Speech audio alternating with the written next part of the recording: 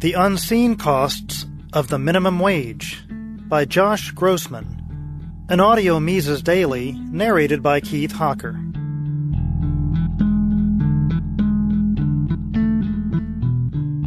A recent article at U.S. News & World Report by Pat Garofalo quotes Associated Press writer Christopher Rugaber, who says that U.S. states that boosted their minimums at the beginning of the year, the number of jobs grew an average of 0.85% from January through June.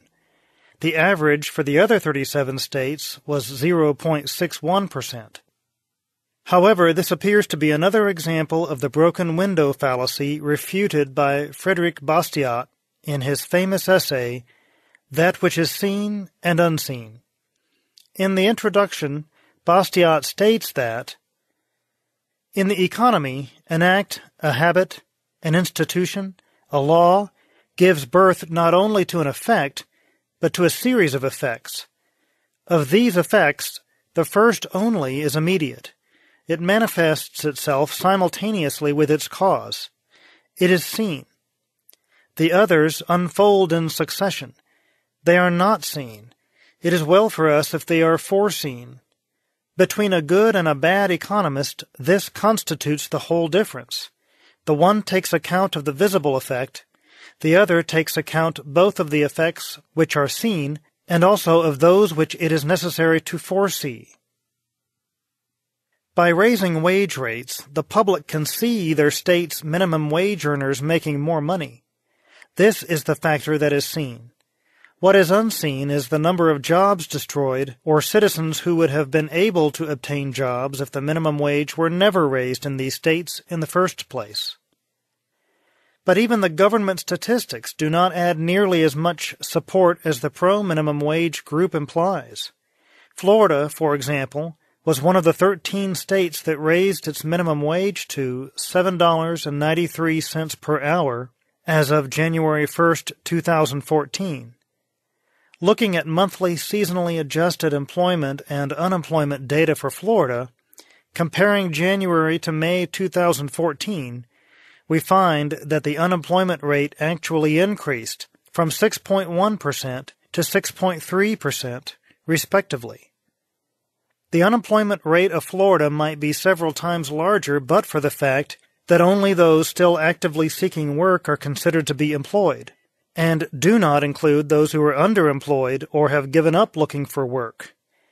In addition, this data clearly demonstrates that the Florida unemployment rate was decreasing every month prior to the minimum wage being raised from 7.4% in July 2013 to 5.9% in December 2013, before increasing to 6.3% upon introduction of the new minimum wage in January. It's dangerous to draw broad conclusions from a single statistic like this, but it's clear that we can hardly conclude, as Garofalo has done, that minimum wage hikes have little to no effect on employment. Another weakness behind the claims that minimum wages raise the well-being of workers is that it does not state what kinds of jobs are being created. An increase in government jobs, for example, does not create added wealth to a state's economy. In fact, such jobs are a drag because they have to be paid for by imposing higher taxes on the productive sector of the economy. Even more uncertainty is added if we consider Cantillon effects, which tell us that in response to money supply inflation, prices, including labor prices, do not change uniformly and at the same speed. So the effect of raising the minimum wage will be different in each of these 13 states.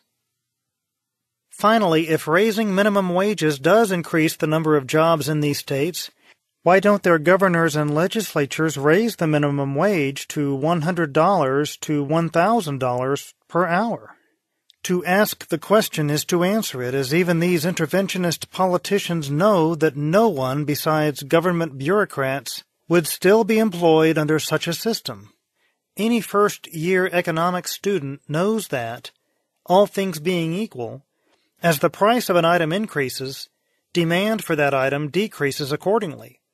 Wage rates are labor's price. As wage rates increase, employers' demand for workers will decrease. By increasing the minimum wage, politicians in these 13 states are condemning many of their citizens to unemployment. Murray Rothbard perhaps said it best when he argued that the minimum wage is compulsory unemployment, period. The minimum wage law provides no jobs. It only outlaws them, and outlawed jobs are the inevitable result.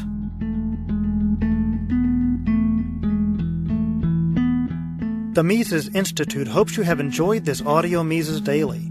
For a world of free market literature, media, and discussion, visit Mises.org.